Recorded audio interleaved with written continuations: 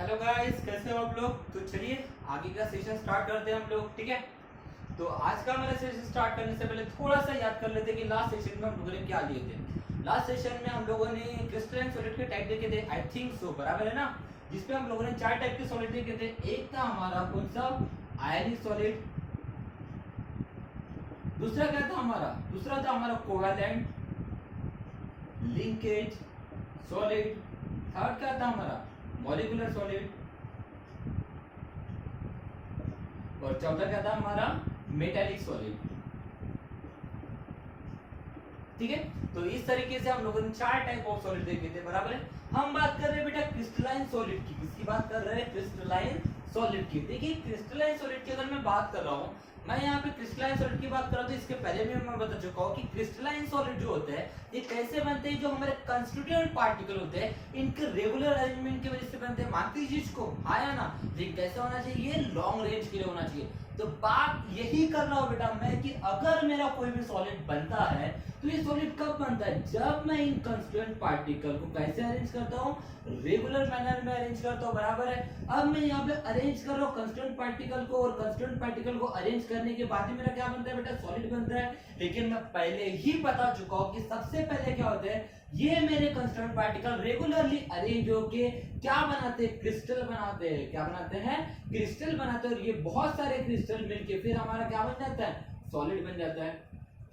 बताया था ना, इसके पहले भी हम लोग इसके बारे में बात कर चुके हैं कि सबसे पहले हमारे जो कंस्टिट्यूएंट पार्टिकल होते हैं ये कंस्टिट्यूएंट पार्टिकल हमारा बनाते हैं क्रिस्टल, और क्रिस्टल मिलके फिर क्या बनते हैं, हमारे सॉलिड बन जाते हैं। तो बेटा बात यही करना है हमें आज कि सॉलिड जो बनता है हमारा क्रिस्टल से, तो ये क्रिस्टल से जो हमारा सॉलिड बनता है, ये क्रिस्टल का स्ट्रक्चर कैसा होता है, ये किस तरह से हमारा स्ट्रक्चर बनने वाला है, इसका किस तरह से हमारा क्रिस्टल फॉर्मेशन होने वाला है, इसके बारे में आज हमें बात करना है। तो आज का हमारा टॉपिक है बेटा स्ट्रक्चर ऑफ क्रिस्टल। टॉपिक का नाम क्या है, स्ट्रक्चर ऑफ क्रिस्टल, जिसको हम लोग क्रिस्टल स्ट्रक्चर भी कहेंगे, क्रिस्टल स्ट्रक्चर।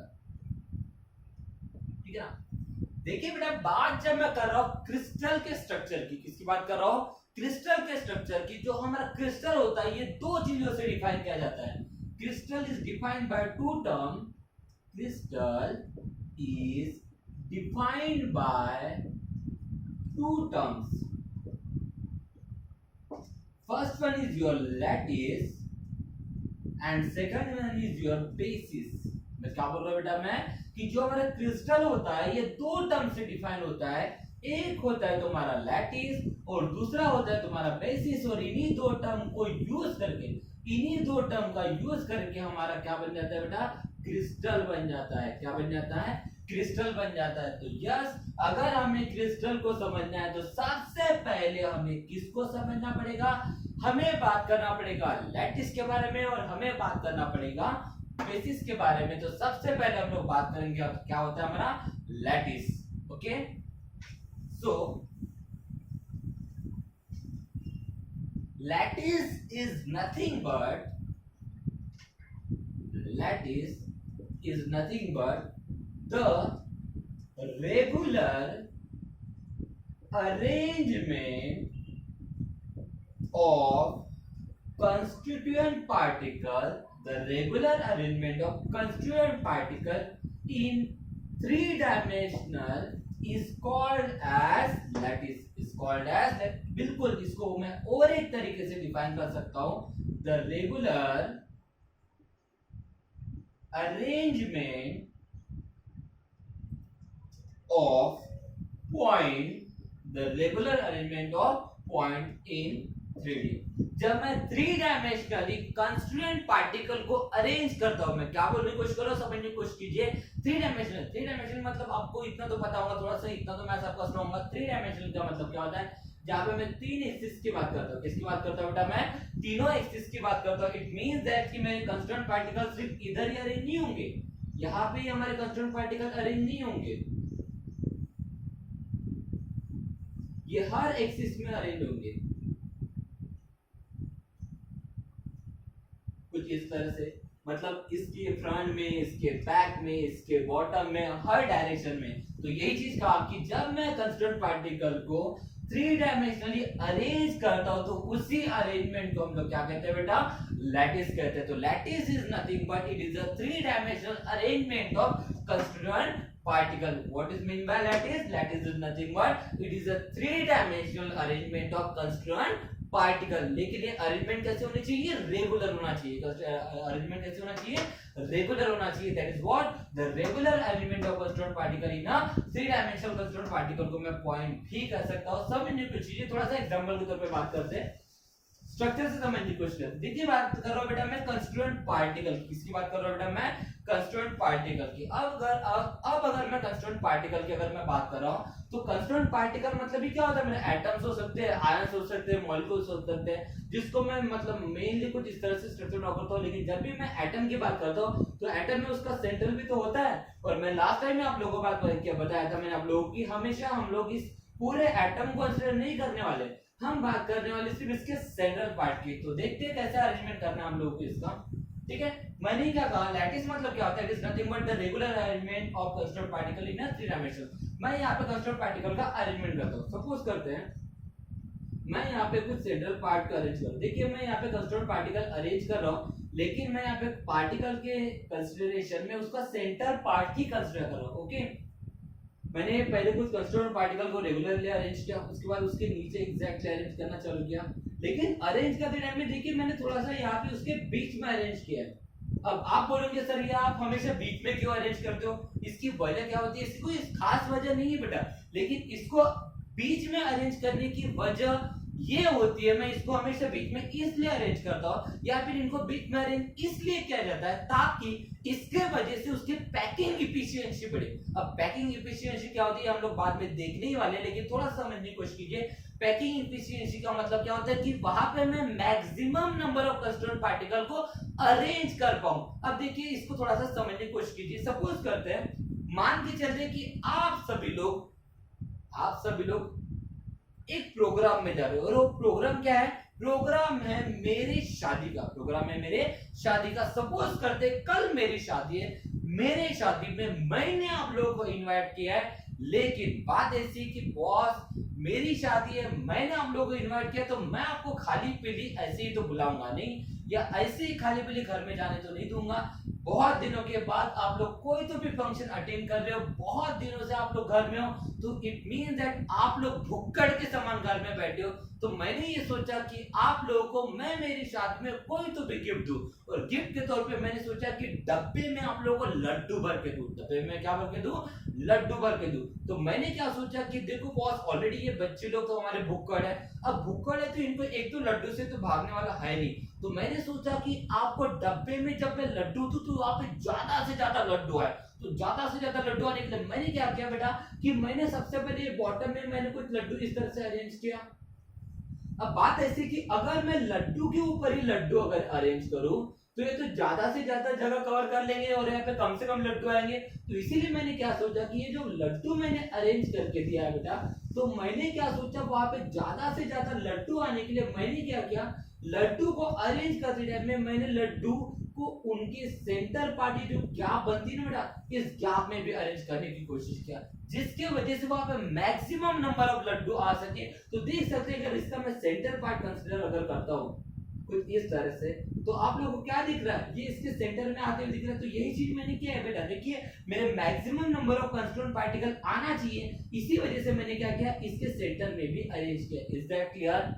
तो चलिए आगे बढ़ते हैं, देखते हैं इसके अरेंजमेंट को कंटिन्यू करने की कोशिश करते हैं। मैं क्या कर बेटा, मैंने क्या बोला, लैटिस मतलब क्या होता है, इट इज अ अरेंजमेंट। ये क्या है, रेगुलर अरेंजमेंट है कंस्टिट्यूएंट पार्टिकल की ना थ्री डायमेंशनली। बस कुछ नहीं ध्यान में रखना है, लैटिस का मतलब अरेंजमेंट ही होता है और कुछ नहीं होता है। तो मैंने यहाँ पे कंस्टिट्यूएंट पार्टिकल को अरेंज किया। ओके, मैंने इसके नीचे बिल्कुल इसके एग्जैक्टली नीचे फिर से यहाँ पे देखो अरेंज करने की कोशिश किया, फिर से इसके नीचे अरेंज करने की कोशिश कर रहा हूँ, फिर से इसके नीचे कुछ अरेंज करने की कोशिश कर रहा हूँ, फिर से देखिए इसके सेंटर में अरेंज करने की कोशिश कर रहा हूँ। ठीक है, कुछ इस तरह से। तो यहाँ पे मैंने क्या किया, यहाँ पे मैंने कंस्टिट्यूएंट पार्टिकल को थ्री डायमेंशनली अरेंज किया। तो यही जो अरेंजमेंट है ना बेटा, यही जो मेरी अरेंजमेंट है कंस्टिट्यूएंट पार्टिकल की, इसी अरेंजमेंट को हम लोग क्या कहते हैं बेटा, लैटिस कहते हैं। इसी अरेंजमेंट को हम लोग क्या कहते हैं, लैटिस कहते हैं। आई होप सो कि आपको लैटिस मतलब समझ में आया। Lattice is nothing but it is a regular arrangement of constituent particle in a 3 dimension. Is that clear? Is that clear? तो चलिए आगे बढ़ते हैं। इसके बाद हमारा नेक्स्ट डेफिनेशन है बेसिस का। किसका डेफिनेशन है? बेसिस। तो बेसिस मतलब क्या होता है?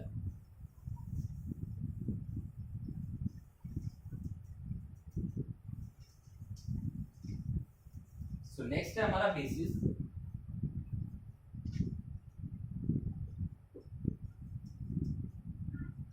ठीक है, तो बेसिस मतलब क्या होता है? द एटम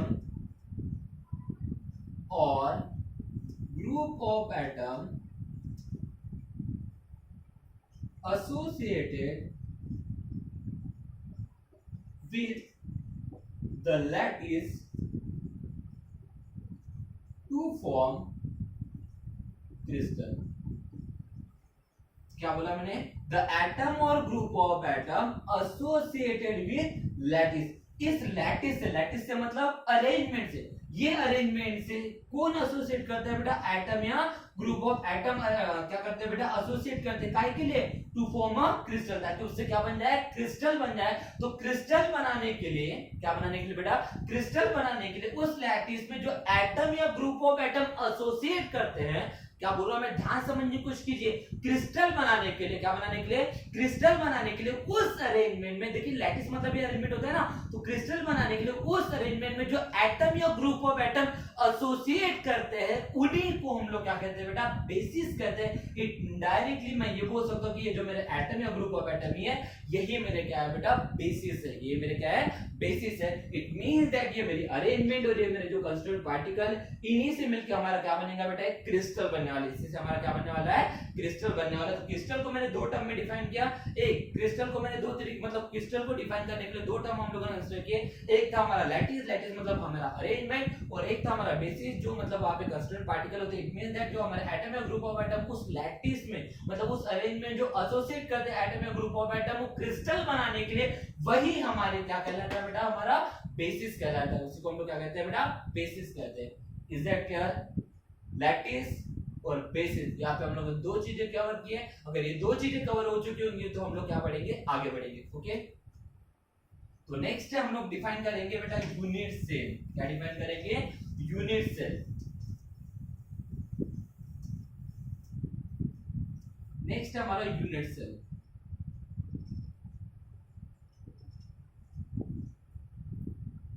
ठीक है, देखिए यूनिट सेल अगर हम लोगों को समझना है तो देखिए आप लोग छोटा सा एग्जांपल ध्यान दीजिए। जैसे हम लोग अपना घर बनाते हैं, घर बनाते टाइम में हम लोग क्या करते हैं बेटा? घर बनाने के लिए हम लोग ब्रिक्स का यूज करते हैं। किसका यूज करते हैं? ब्रिक्स का यूज करते हैं। तो घर बनाने के लिए सबसे पहले हम लोग क्या करते हैं बेटा? सबसे पहले हम लोग कोई भी अगर दीवार बनाते हैं तो उस दीवार में क्या करते हैं? जो हमारे ब्रिक्स होते हैं उनको हम लोग रेगुलर मैनर में अरेंज करते हैं, है ना? आगे पीछे बराबर एक दूसरे के ऊपर बराबर अरेंज करते हैं, और उसी अरेंजमेंट से, उन ब्रिक्स के अरेंजमेंट से फिर हमारी क्या बन जाती है बेटा? दीवार बन जाती है। यही तो चीज है हमारा क्रिस्टल। क्रिस्टल कैसे बनने वाला है? देखिए सीधी सिंपल सी बात है, हम लोग क्या करने वाले? ब्रिक्स को रेगुलरली अरेंज करने वाले हैं। ब्रिक्स को रेगुलर मैनर में अरेंज करने वाले, ब्रिक्स को मतलब बेसिस को अरेंज करने वाले, अरेंजमेंट। इसी से हमारी क्या बनने वाली? दीवार। इट मींस दैट इसी से हमारा क्या बनने वाला है? क्रिस्टल बनने वाला है। लेकिन ये हमारा 3 डायमेंशनली होगा, ना कि 2 डायमेंशनली होगा बेटा। यही चीजें, यही से हम लोग यूनिट सेल को डिफाइन करने वाले हैं। तो यूनिट सेल मतलब क्या होता है? It is the smallest part, या फिर it is the smallest 3D unit. मैं क्या बोल सकता हूं बेटा? यूनिट सेल मतलब it is the smallest, it is the smallest 3D unit, it is the smallest 3D unit which can form, it is the smallest 3D unit which can form lattice, ध्यान से देखिए बेटा, after repetition,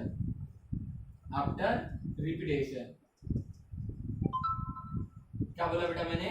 It is the smallest 3D unit which can form lattice. It is the smallest 3D unit which can form lattice after repetition. ध्यान से समझने की कोशिश कीजिए डेफिनेशन को। मैंने क्या बोला? यूनिट सेल मतलब क्या होता है? It is the smallest 3D unit. एक smallest 3D unit है। ये क्या बेटा?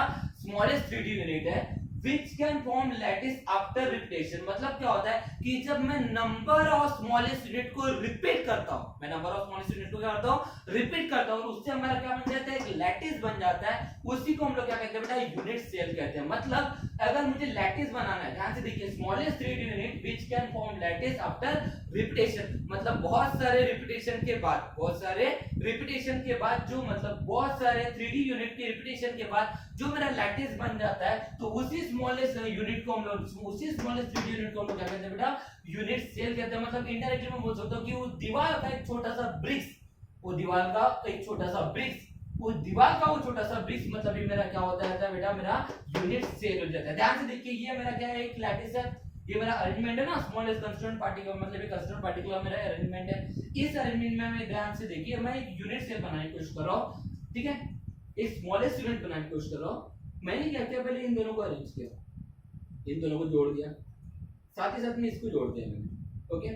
अब देखिए, मैं इसको भी जोड़ दिया और इसको भी जोड़ दिया, ठीक है। I join this like this,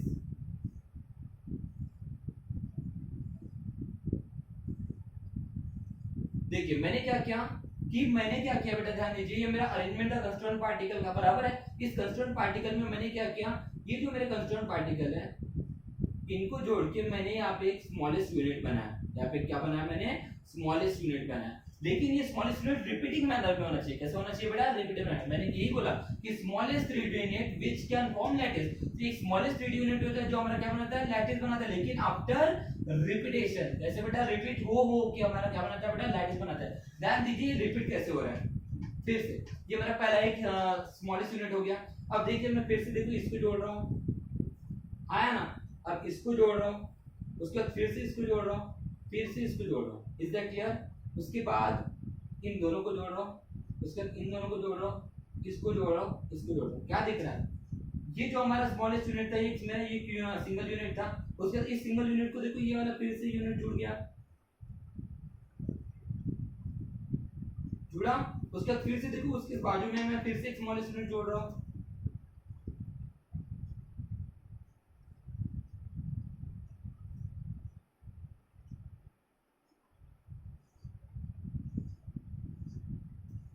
तो इनडायरेक्टली ध्यान दीजिए बेटा, मैंने क्या बोला, स्मॉलेस्ट 3D यूनिट। क्या बोला बेटा मैंने, स्मॉलेस्ट 3D यूनिट। तो दिख रहा है आप लोगों को, ये जो हमारा एक छोटा यूनिट दिख रहा है ना, ये क्या दिख रहा है आप लोगों का, छोटा यूनिट जो रिपीटिंग यूज हो रहा है, यहाँ पे कंटिन्यूअसली रिपीट हो रहा है। ये जो स्मॉलेस्ट यूनिट जो है, जो कंटिन्यूअसली रिपीट हो रहा है लैटिस में, लैटिस फॉर्म करने के लिए, देखिए the smallest 3D unit which can form lattice, जो लैटिस बनाता है आफ्टर रिपीटेशन, आफ्टर रिपीटेशन। एक स्मॉलेस्ट यूनिट जो रिपीट हो के लैटिस बनाता है, एक स्मॉलेस्ट यूनिट जो रिपीट हो के क्या बनाता है बेटा, हमारा लैटिस बनाता है, उसी को हम लोग क्या कहते हैं बेटा, यूनिट सेल कहते हैं। इनडायरेक्टली ये छोटा सा स्मॉलेस्ट यूनिट जो है, या ये जो छोटा सा स्मॉलेस्ट यूनिट है, ये जो छोटा सा स्मॉलेस्ट यूनिट है, ओके, ये जो मेरा छोटा सा स्मॉलेस्ट यूनिट है, यही मेरा क्या कहलाएगा बेटा, ये हमारा यूनिट सेल कहलाएगा। क्या कहलाएगा, यूनिट सेल कहलाएगा। और यहाँ पे ये जो हमारे पॉइंट दिख रहे हैं, ये क्या दिख रहे हैं, हमारे पॉइंट दिख रहे हैं, इनको हम लोग कहते हैं लैटिस पॉइंट। इनको हम लोग क्या कहते हैं, लैटिस पॉइंट कहते हैं।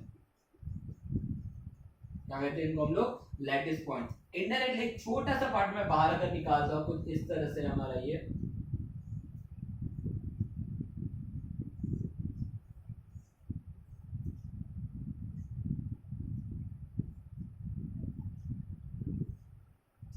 ठीक है।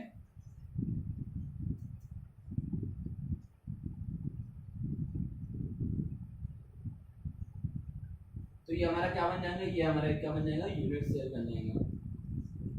एक ये हमारा यूनिट सेल हो गया, और उसके बाद ये हमारे क्या हो गया बेटा, लैटिस पॉइंट। क्या हो गया, लैटिस पॉइंट।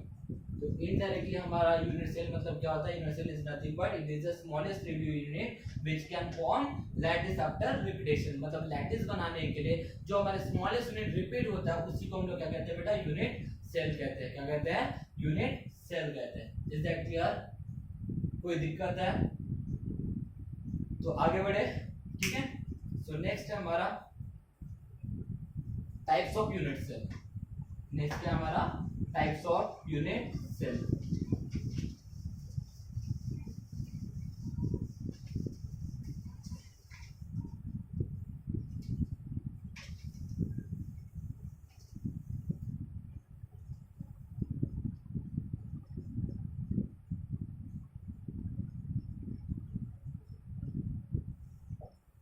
ठीक है।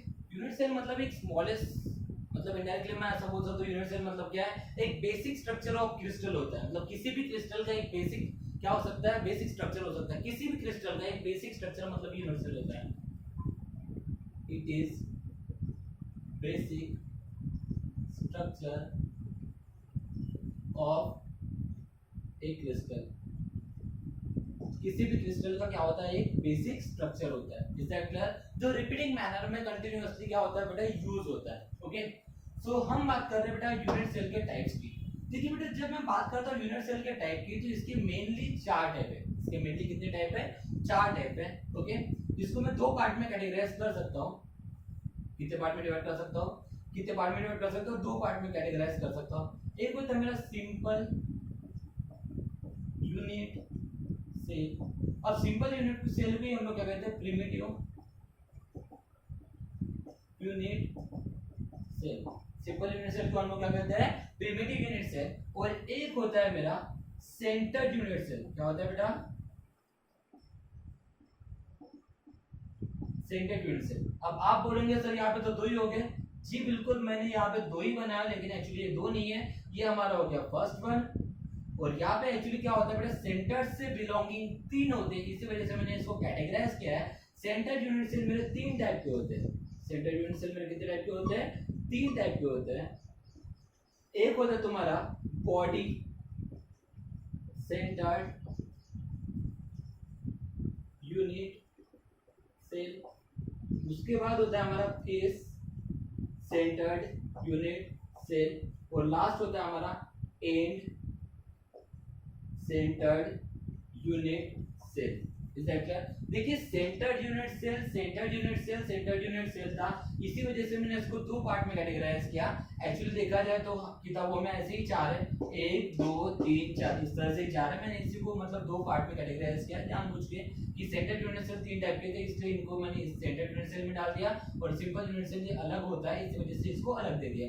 तो यही 4 टॉपिक हम लोगों को कंटिन्यू करना है। That is what types of unit cell में हम लोगों को कितने टाइप देखने हैं बेटा? 4 टाइप देखने हैं। एक होता है हमारा सिंपल यूनिट सेल, जिसको हम लोग कहते हैं बेटा प्रिमिटिव यूनिट सेल। उसके बाद होता है हमारा basic unit body centred unit cell. इसके बाद होता है हमारा फेस सेंटर्ड यूनिट सेल, और उसके बाद क्या होता है, एंड सेंटर्ड यूनिट सेल। इस तरह से हम लोग को कितने टाइप के यूनिट सेल देखने हैं? 4 टाइप के यूनिट सेल देखने हैं, जिसमें से हम लोग सबसे पहले बात करेंगे सिंपल यूनिट सेल किसे कहेंगे। ठीक है,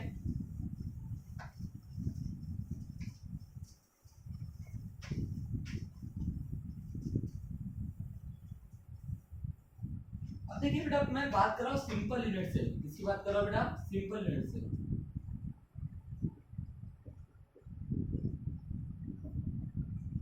अब सिंपल यूनिट सेल को हम लोग क्या कहते हैं? Primitive unit cell.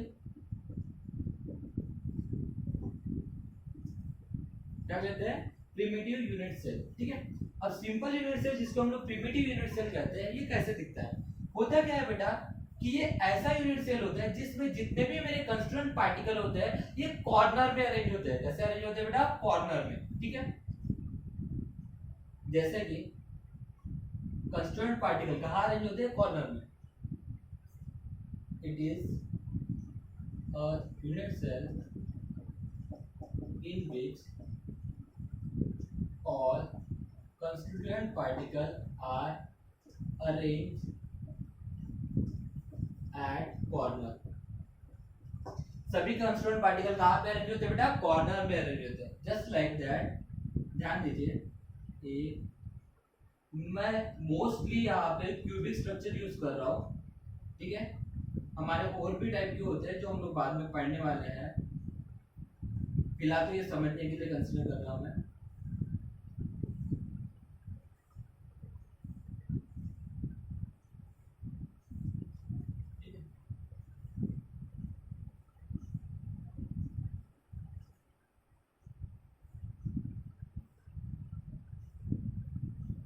तो देख सकते हैं ये एक मेरा सिंपल यूनिट सेल मैंने यहाँ पे बना दिया है, जहाँ पे ये जो मेरे कंस्टिट्यूएंट पार्टिकल है, यहाँ बेटा मेरे कंस्टिट्यूएंट पार्टिकल है, यह लैटिस पॉइंट जो है वो कहाँ पे अरेंज है बेटा? सिर्फ कॉर्नर में अरेंज है। कहाँ पे अरेंज है?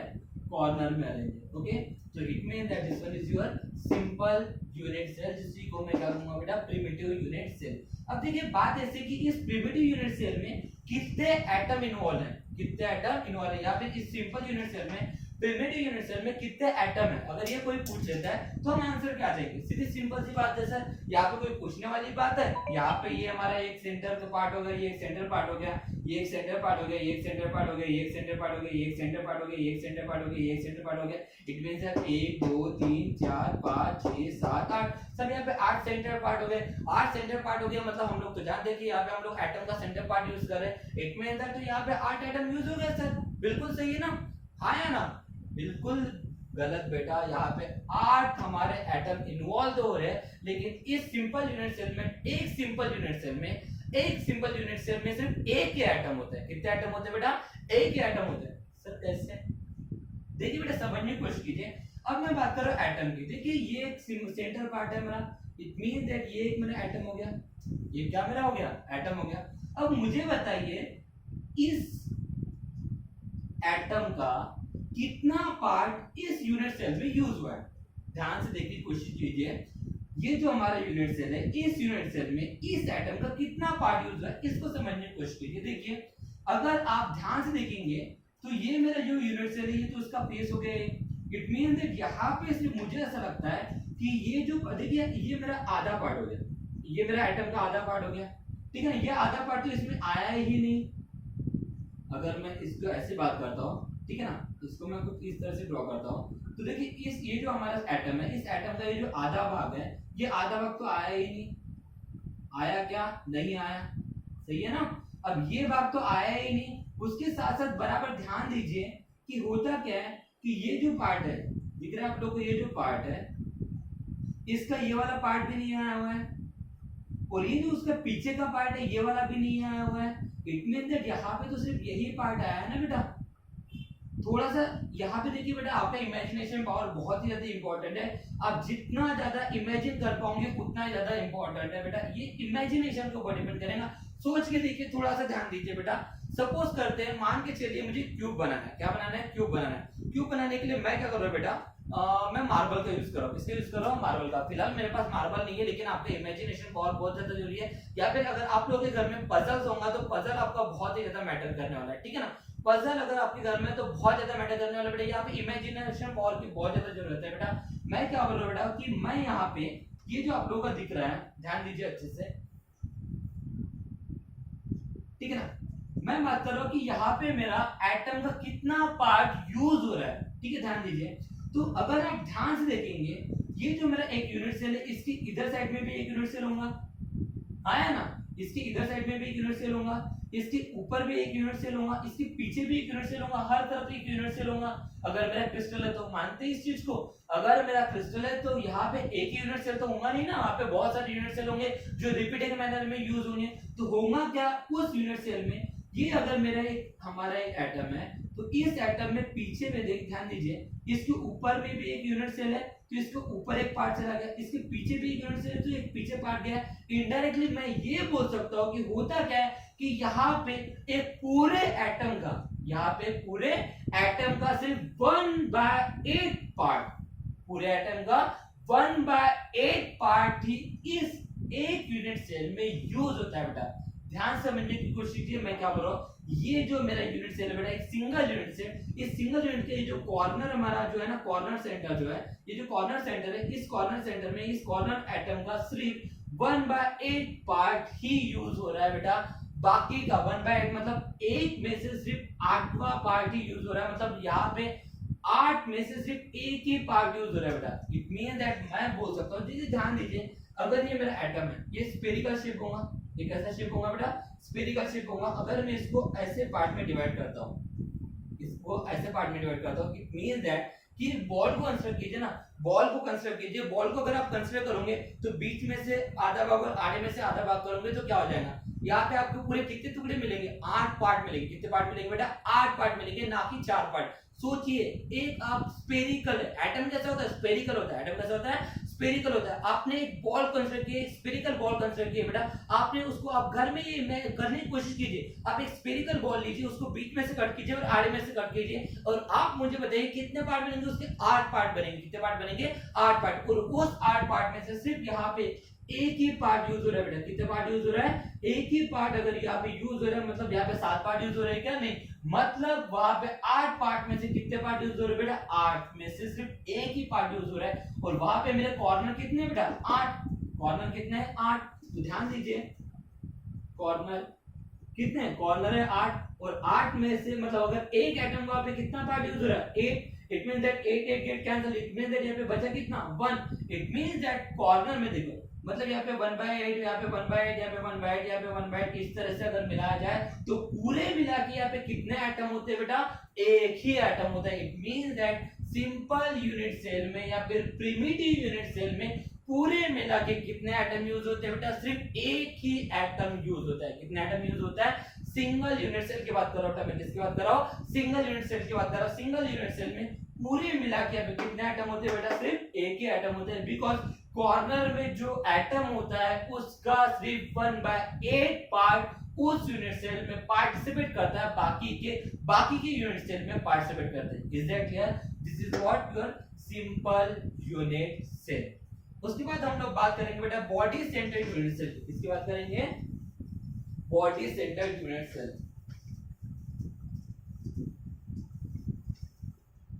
ठीक है। नेक्स्ट है मेरा B body centred unit cell. देखिए बेटा जब मैं बात कर रहा हूं बॉडी सेंटर्ड, नाम ही छुपा है बॉडी सेंटर्ड, क्या बोल रहा है बेटा, बॉडी सेंटर्ड मतलब एक यूनिट सेल है, फिर से हम लोग एक यूनिट सेल बना लेते हैं, ठीक है।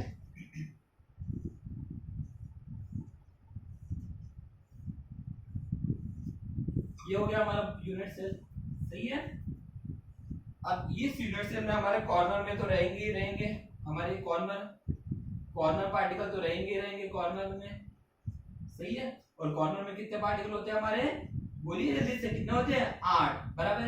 लेकिन मैंने क्या बोला, बॉडी सेंटर्ड यूनिट सेल, ये ऐसा यूनिट सेल है जिसके बॉडी के सेंटर में भी एक हमारा क्या होता है, पार्टिकल होता है, इट मींस दैट अगर ये मेरा यूनिट सेल है तो ये जो यूनिट सेल के बॉडी के सेंटर में, बॉडी के सेंटर में मतलब यहाँ पे भी हमारे क्या रहेगा बेटा, एक एटम रहेगा, यहाँ पे भी हमारा क्या रहेगा, एटम रहेगा, इट मींस दैट, देखिए ध्यान दीजिए मैंने क्या बोला, बॉडी सेंटर्ड यूनिट सेल मतलब क्या हो जाएगा, the unit cell in which one atom is at centered along with corner atom, यहाँ पे मैं पार्टिकल भी बोल सकता हूँ, क्या बोल सकता हूँ बेटा, particle. Body centred unit cell मतलब क्या होगा, ऐसा यूनिट सेल जिसमें एक एटम उसके बॉडी के सेंटर में रहेगा, one atom is at body centre या फिर centre along centre of the body, ऐसा लिखना चाहिए, the unit cell in which one atom is at the centre of the body, one atom is at the centre of the body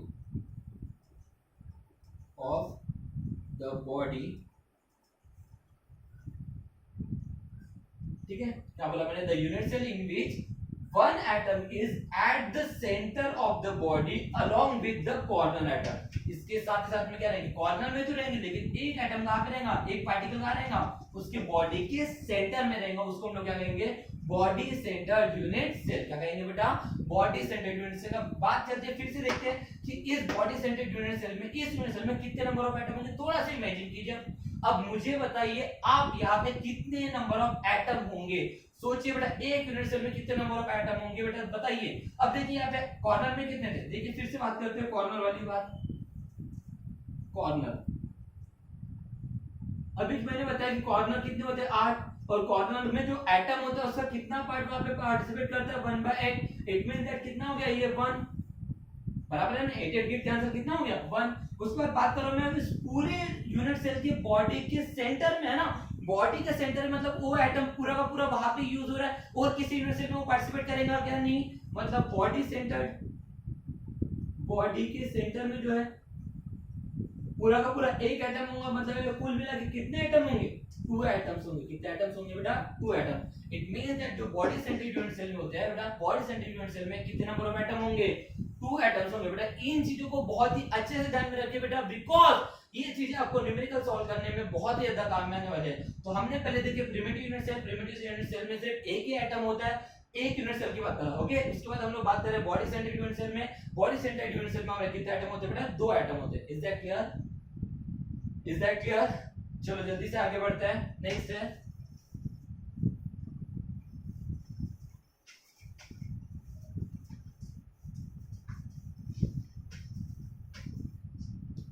I know बहुत बड़ा हो गया video, लेकिन फिर भी हमें इस टॉपिक को पूरा कवर करना है, ठीक है। नेक्स्ट होता है हमारा third one, that is what? Face centred unit cell.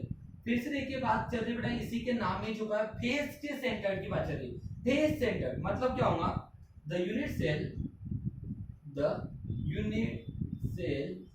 in which atom is at all faces, वो हर फेसेस में होगा along with corner atom. Corner atom तो रहेंगे ही रहेंगे, लेकिन हमारा जो हमारा क्या रहेगा बेटा? एक एटम, मतलब बाकी के जो हमारे फेस में रहेंगे, फेस सेंटर्ड यूनिट सेल है, मतलब फेस का जो सेंटर होगा, फेस के सेंटर में भी उसका क्या होगा बेटा? यूनिट, मतलब उसका क्या होगा बेटा? एटम होगा। क्या होगा बेटा? उसका एटम होगा। डायग्रामेटिकली समझने की कोशिश करते हैं, ध्यान दीजिए जल्दी जल्दी, ठीक है। फिर से वही डायग्राम है हमारी कुछ इस तरह से।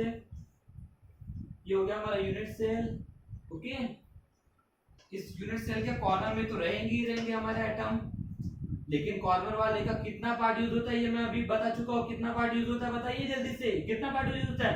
1/8। कितना पार्ट यूज होता है? 1/8। और कॉर्नर कितने होते हैं? 8। इट मींस दैट कॉर्नर कितने होते हैं? 8 × 1/8 = 1। मतलब कॉर्नर का मिला के एक एटम हो गया। लेकिन फेसेस कितने मुझे बताइए? यहाँ पे इस क्यूब पे कितने फेस होते हैं?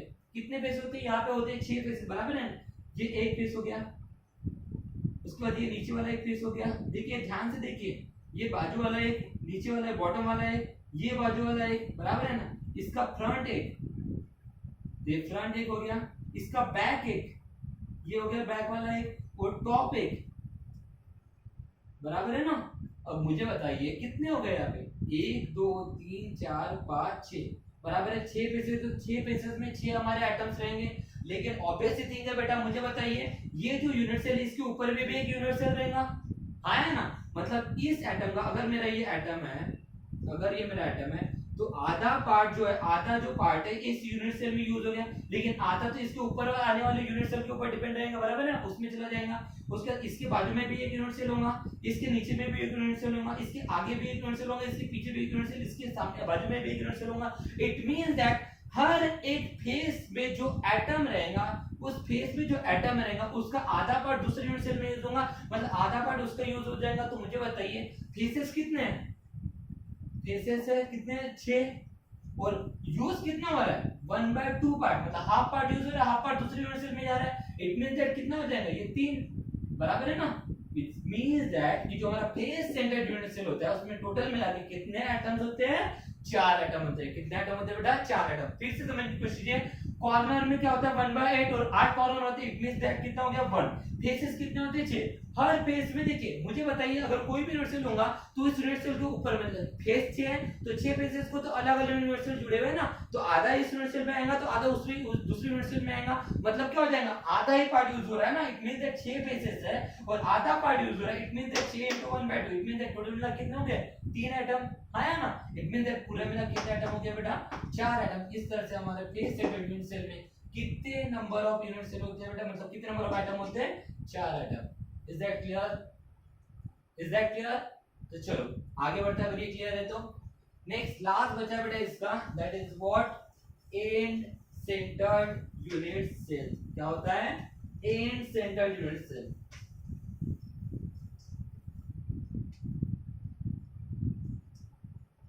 And centred unit cell. देखो बेटा, unit end centred unit cell का मतलब क्या होता है कि the unit cell in which two atom is at any opposite faces along with corner atom। इसका मतलब क्या है? एम सेंटर्ड यूनिट सेल मतलब क्या हो जाएगा बेटा? एम सेंटर्ड यूनिट सेल का मतलब क्या होता है? एक ऐसा यूनिट सेल जिसमें कॉर्नर में तो 8 एटम रहेंगी, लेकिन उसके कोई भी दो अपोजिट फेसेस के ऊपर भी दो हमारे एटम रहेंगे, उनको हम लोग क्या कहेंगे बेटा? M centred unit cell. Diagrammatically समझने की कोशिश कीजिए। फिर से वही डायग्राम हमारा,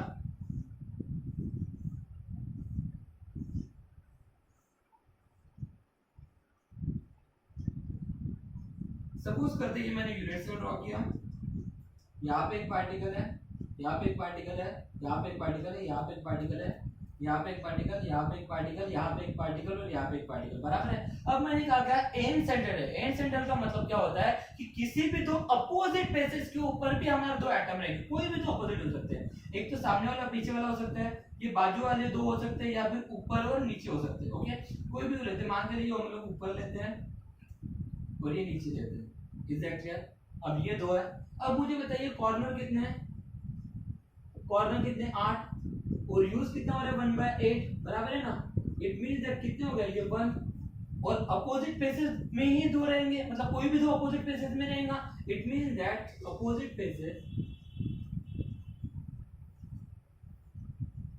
फेसेस कितने हैं? 2। और उसमें कितना पार्टिकल? देखिए अगर किस ऊपर में, तो ऊपर में भी तो यूनिट सेल रहेगा, मतलब यहाँ पे आधा, नीचे है तो नीचे में भी तो यूनिट सेल रहेगा। इट मींस दैट आधा ही होगा use. It means that 8 cancel, it means that 1, it means that how much? 2। इसका मतलब मैं बोल सकता हूँ कि जो हमारे एन सेंटर्ड यूनिट सेल होता है उसमें कुल मिला के कितने एटम होते हैं बेटा? कुल मिला के कितने एटम होते हैं? 2 एटम होते हैं। आज का लेक्चर थोड़ा सा बड़ा हो गया, आपको थोड़ा सा ध्यान से समझने की कोशिश कीजिए। हम लोगों ने मैक्सिमम टॉपिक कवर किया है यहाँ पे, लेकिन आज का लेक्चर बहुत इंपॉर्टेंट था बेटा। एक एक छोटी छोटी चीज को समझने की कोशिश कीजिएगा, हर एक छोटी छोटी चीज को ध्यान रखने की कोशिश कीजिएगा। अगर कोई चीज नहीं समझती तो 10 बार उसको देखने की कोशिश कीजिएगा, क्योंकि ये बहुत ही इंपॉर्टेंट लेक्चर था। अगर आप लोगों को ये लेक्चर समझ आया तो आप लोगों को सामने के लेक्चर में आने वाली हर एक चीज समझ जाएंगी, इसकी गारंटी मैं लेता हूँ। बहुत ही इंपॉर्टेंट लेक्चर था बेटा, बहुत ही ध्यान से पढ़ने की कोशिश कीजिएगा और बहुत ही कंसंट्रेशन कर, मतलब कंसंट्रेटेड होकर इसको पढ़ने की कोशिश कीजिएगा। Okay, thank you so much, have a nice day.